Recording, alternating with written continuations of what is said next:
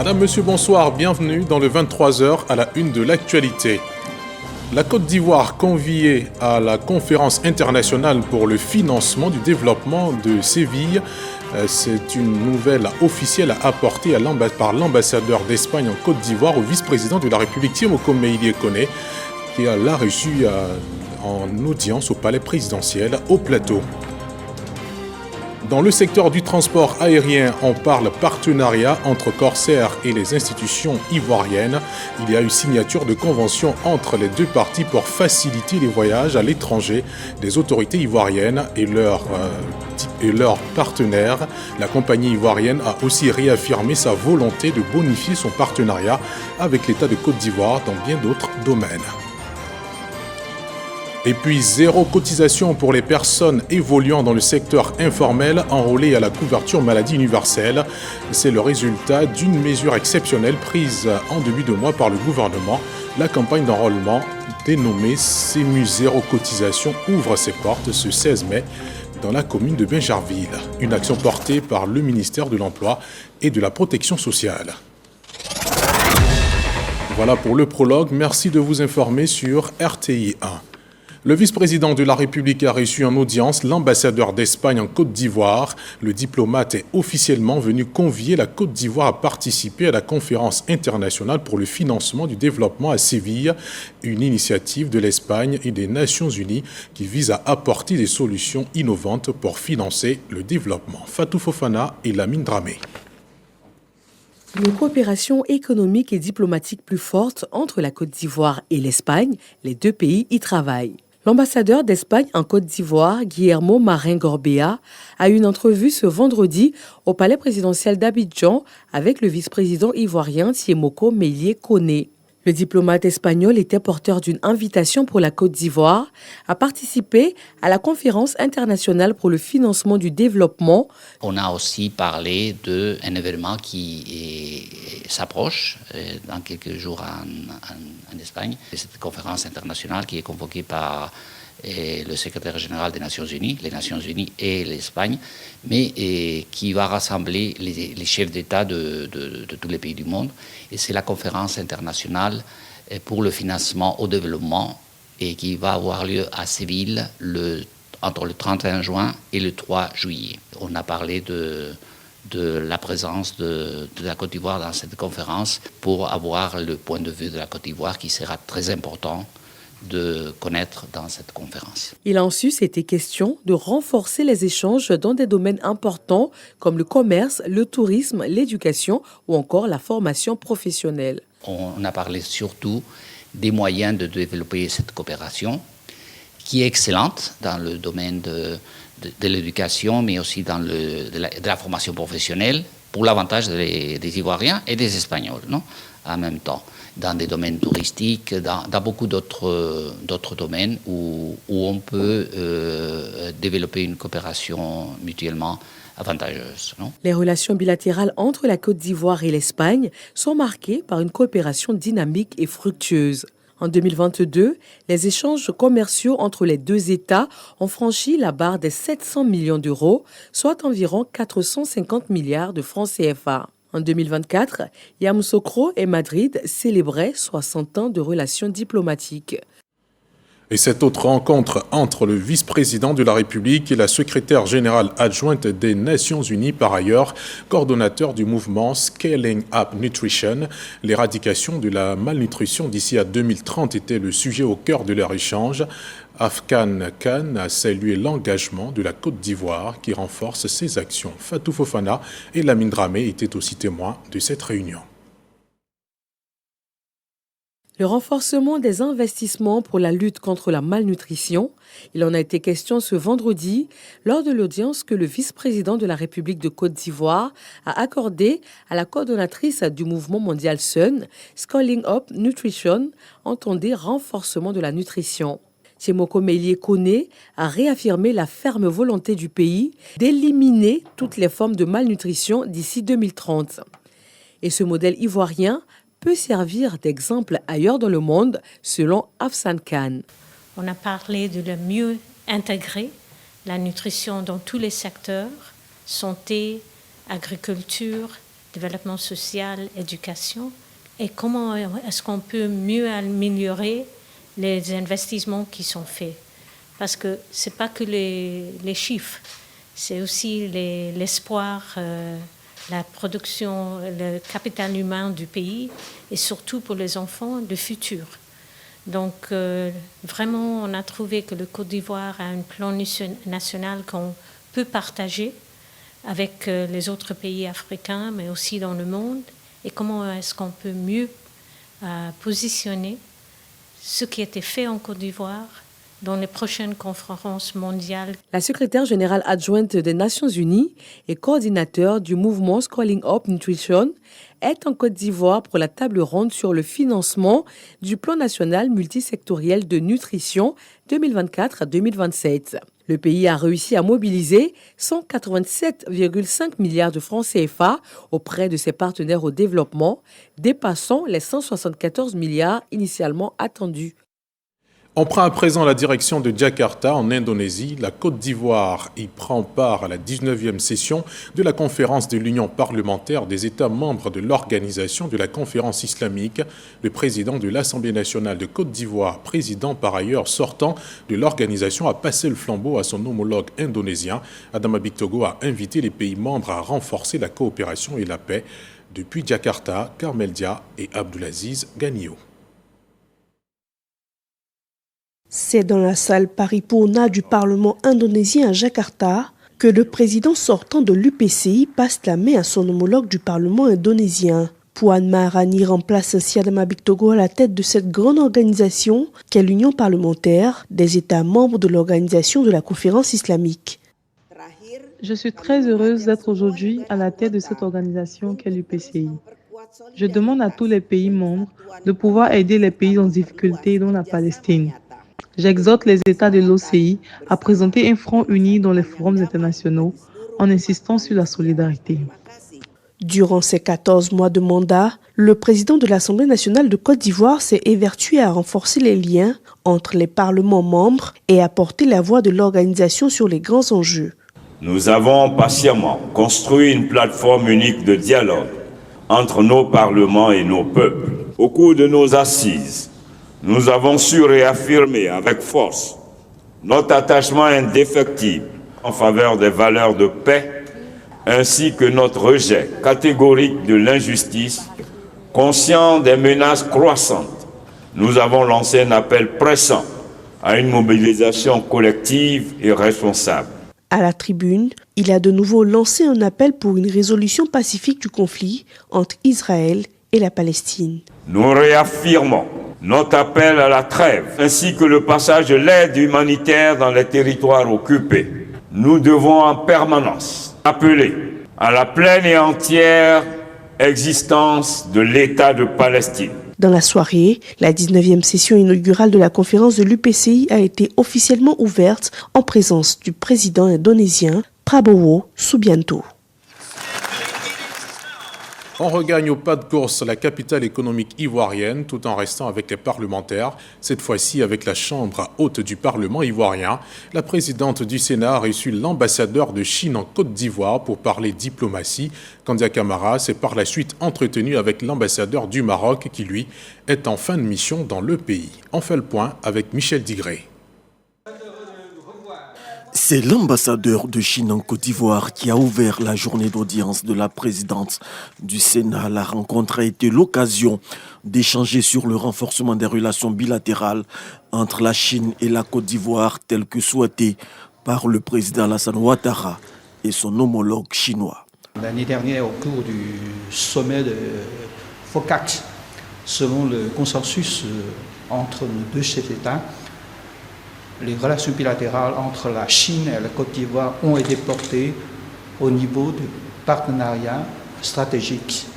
Et la Chine est en train de travailler ensemble avec la Côte d'Ivoire pour concrétiser les résultats de ce sommet. À quelques jours de la fin de sa mission diplomatique en terre ivoirienne, l'ambassadeur marocain a tenu à faire ses adieux à Kandia Camara. Je tenais à venir saluer ma grande sœur, une grande dame de la Côte d'Ivoire, avec laquelle nous avons eu de très belles relations depuis son temps au ministère de l'Éducation nationale.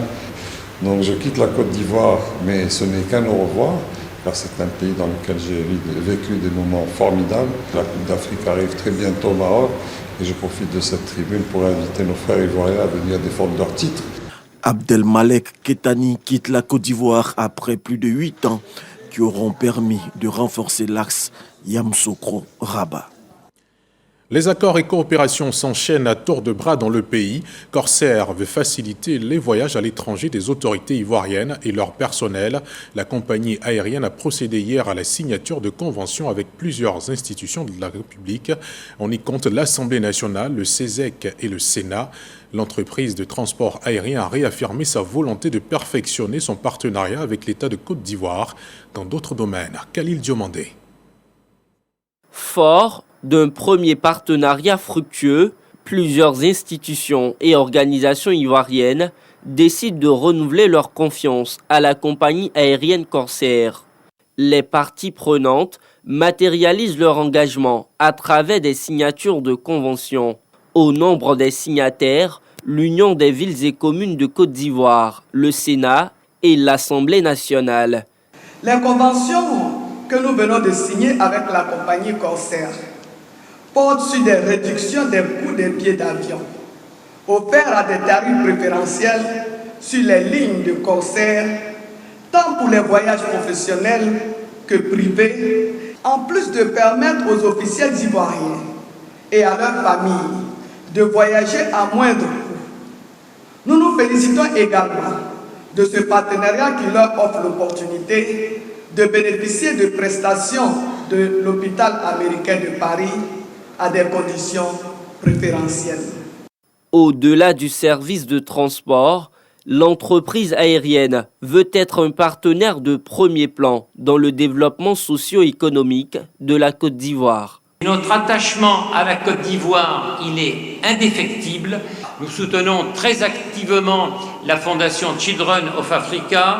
Sur le plan sportif, vous le savez, nous avons lancé la Corsair Foot Academy qui nous permet d'offrir un véritable parcours d'insertion à des jeunes Ivoiriens. Corsair poursuivra ses engagements et ses investissements pour contribuer au développement économique, touristique, social et culturel de votre pays. Ce nouveau contrat, conclu entre Corsair et les institutions ivoiriennes, court jusqu'en 2028, soit une durée de 3 ans.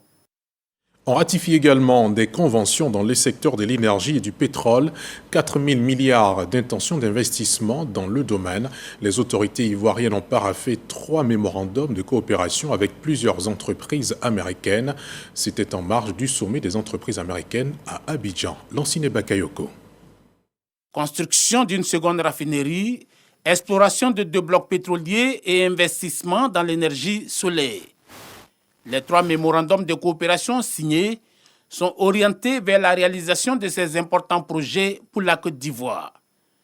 Si pour l'énergie solaire, il s'agit d'accroître les capacités techniques du réseau ivoirien et de lever des financements, la seconde raffinerie de pétrole devrait permettre de doubler les capacités nationales de raffinage. Nous avons besoin de l'expertise américaine, de leur savoir-faire pour exploiter au mieux nos ressources naturelles.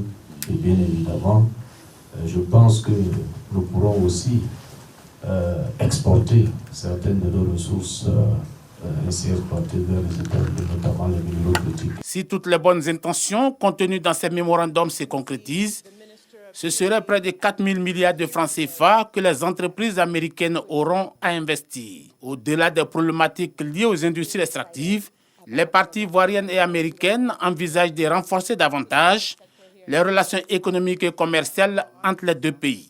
Il s'agit de sensibiliser les différents acteurs concernés en Côte d'Ivoire et aux États-Unis pour promouvoir 3 secteurs transversaux: le commerce, les investissements et à travers cela des réformes réglementaires, et ce en lien avec le secteur privé des 2 pays qui occupent une place de choix dans la mise en œuvre de ce protocole.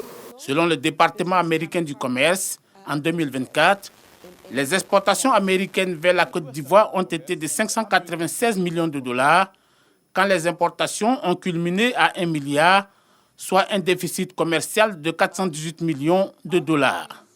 L'objectif partagé est non seulement d'inverser cette tendance, mais surtout d'augmenter les volumes. Chapitre santé, le ministère de l'Emploi et de la Protection sociale entend faciliter l'accès des travailleurs du secteur informel à la couverture maladie universelle. La campagne CEMU Zéro Cotisation a été lancée dans la commune de Bingerville. Tous les acteurs du secteur sont appelés à se faire enrôler. Roxane Ambaché, Ahmed Traoré.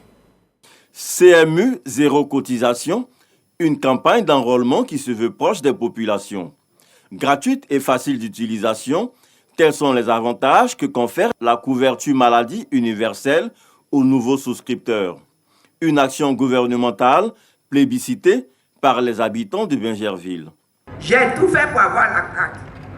Comment ça s'est fait? Et puis je ne peux pas apercevoir les soins.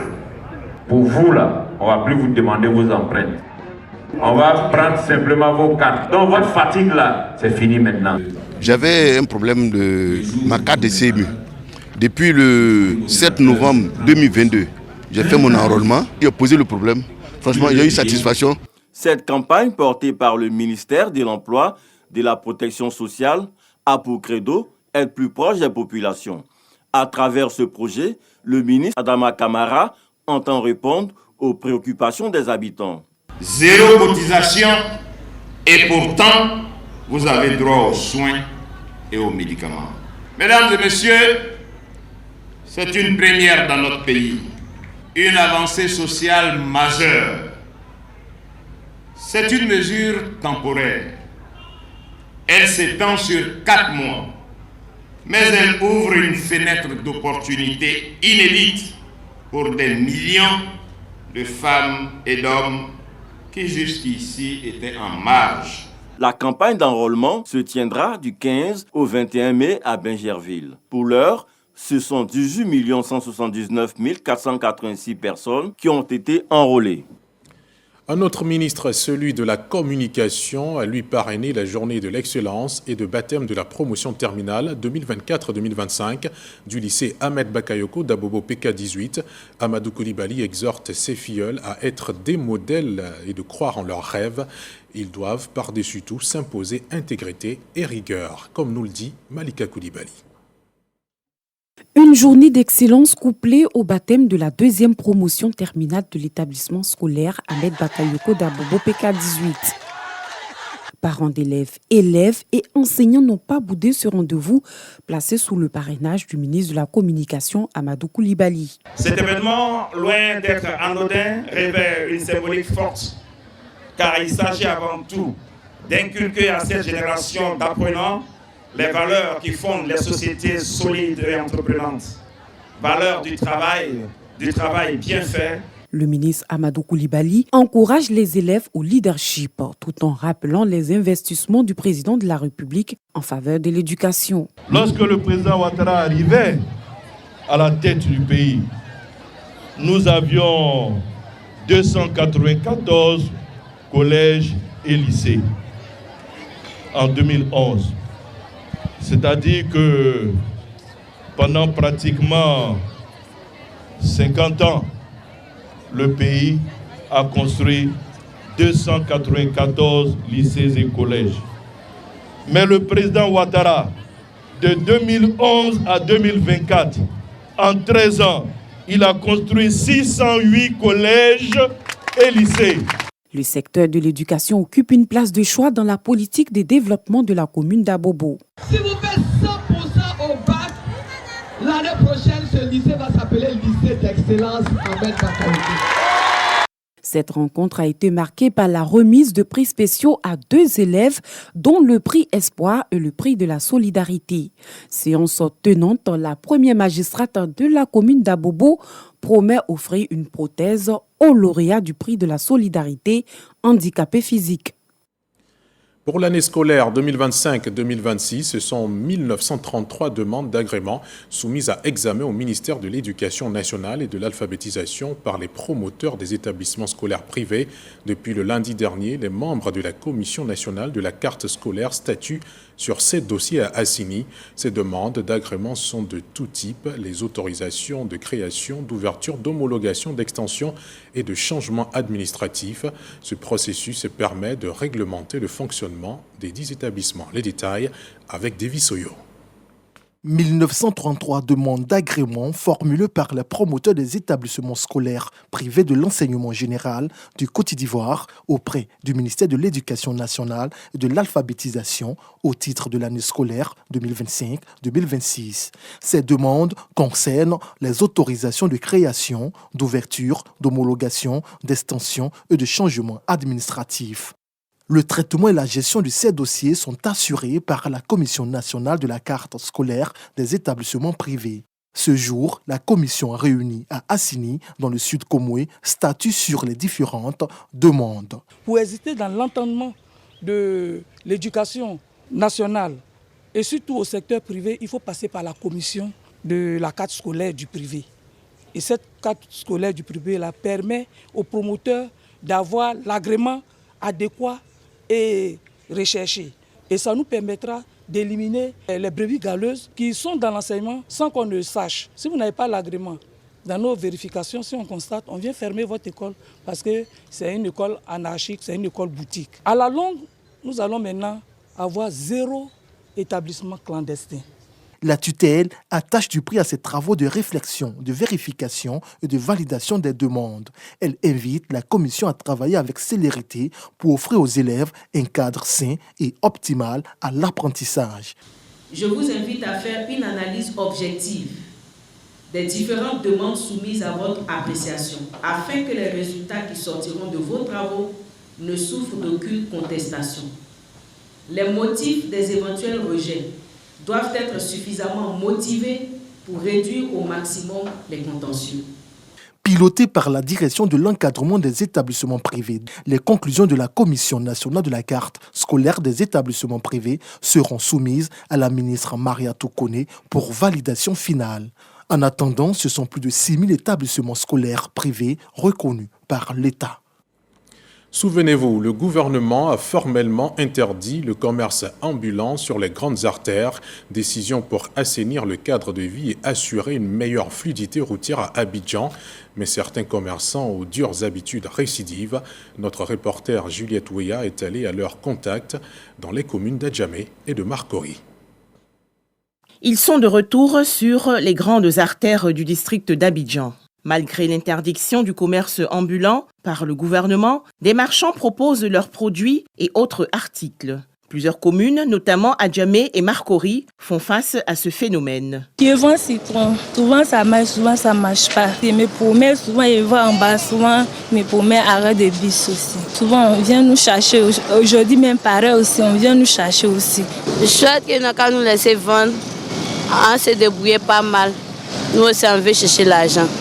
Quand on sort, on gagne nos petits jetons de manger.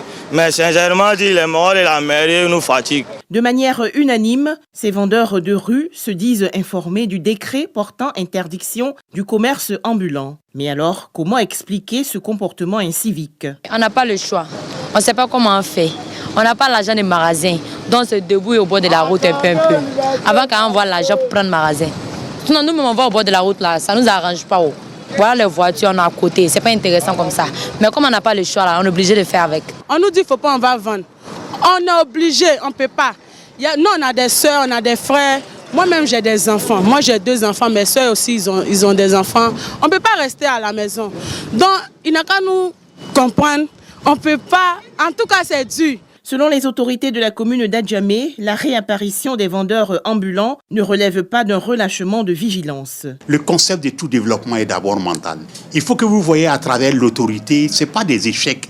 Nous devrons répéter, la répétition est pédagogique, nous devrons sensibiliser, nous devrons envoyer les gens à comprendre la nécessité réellement absolue de changer de comportement. Alors quelle peine encourent les contrevenants? Que risquent-ils? Il n'y a qu'une seule sanction.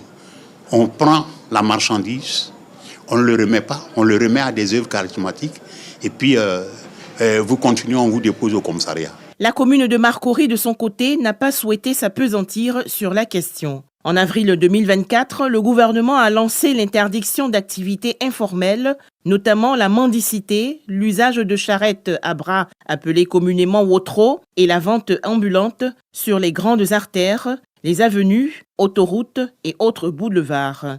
Décision prise pour lutter contre le désordre urbain et assainir le cadre de vie des populations. Dans l'actualité politique au PDCI RDA, Maurice Kakou-Gikawe annonce sa démission des fonctions de conseiller politique du président du parti. Il dénonce une mise à l'écart des décisions majeures qui sont régulièrement prises au sein du parti. Il dit ne pas être associé, consulté ou informé, sauf dans la presse comme tout militant de base. Je demeure un militant convaincu du PDCI RDA, a-t-il précisé dans son communiqué. En religion, c'est bientôt les départs pour le Hajj. Toutes les dispositions sont prises pour faciliter le pèlerinage à la Mecque. L'ambassadeur de l'Arabie Saoudite en Côte d'Ivoire et le directeur général de l'aéroport international d'Abidjan ont effectué une visite dans les locaux du terminal 2 de l'aéroport, un endroit entièrement aménagé et équipé pour faciliter le départ des pèlerins ivoiriens. Amidi Rassouba et Zakaria Traoré. Cette année, l'Arabie Saoudite accueillera plus d'1 million de pèlerins provenant des 4 coins du monde entier. En Côte d'Ivoire, ce sont 10 000 Ivoiriens qui iront accomplir le 5e pilier de l'islam qui est le pèlerinage. Afin de faciliter la prise en charge et le départ du contingent ivoirien, l'Arabie Saoudite a aménagé le terminal 2 de l'aéroport Félix Houphouët-Boigny, dénommé Makarout. L'enceinte est composée de 5 bosses d'immigration, d'une salle de prière, une salle d'ablution, de toilettes et de 450 chaises. Un acte qui dénote de la parfaite coopération qui existe entre les deux États. Cette initiative rentre dans sa 3e année maintenant. Cela est dû aux directives des responsables de l'Arabie Saoudite. Je voulais également souligner l'importance des relations qui existent entre la Côte d'Ivoire et l'Arabie Saoudite dans tous les domaines. Je voulais rassurer les pèlerins. Nous sommes prêts pour les accueillir. Ils ont un parcours qui les amène jusqu'ici. Et ça, c'est vraiment pour obéir aux institutions de la République, aux autorités, qui font tout pour que le pèlerin ivoirien soit le mieux traité possible. Et c'est une chance.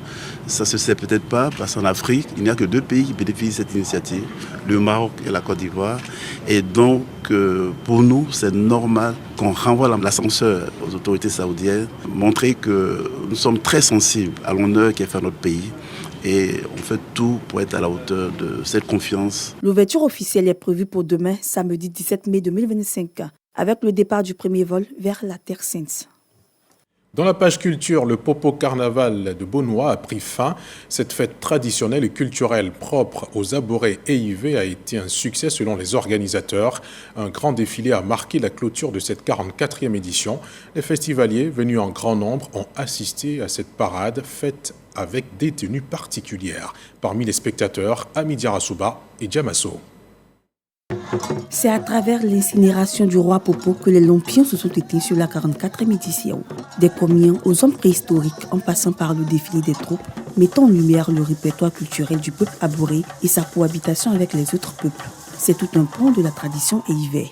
On voit différentes cultures de différents pays, de différentes ethnies de la Côte d'Ivoire.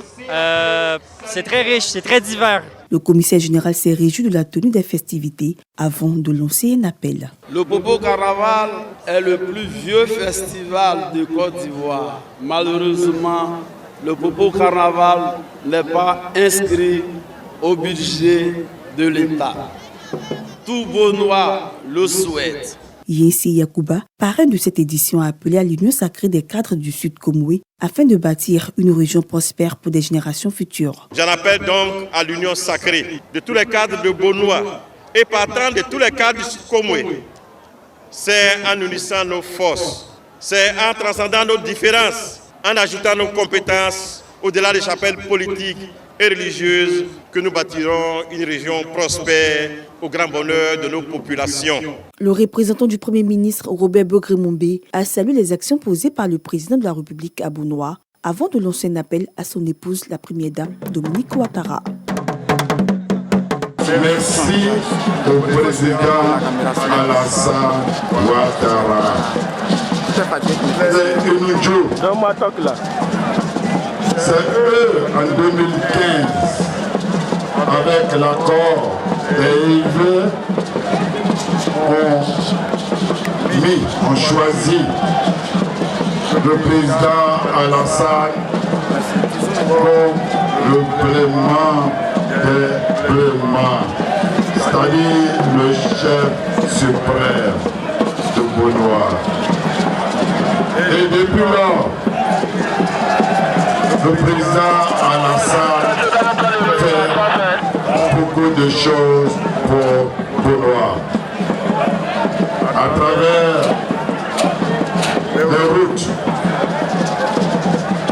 à travers la réhabilitation du lycée et d'autres projets réalisés pour l'amélioration du bien-être des EIV.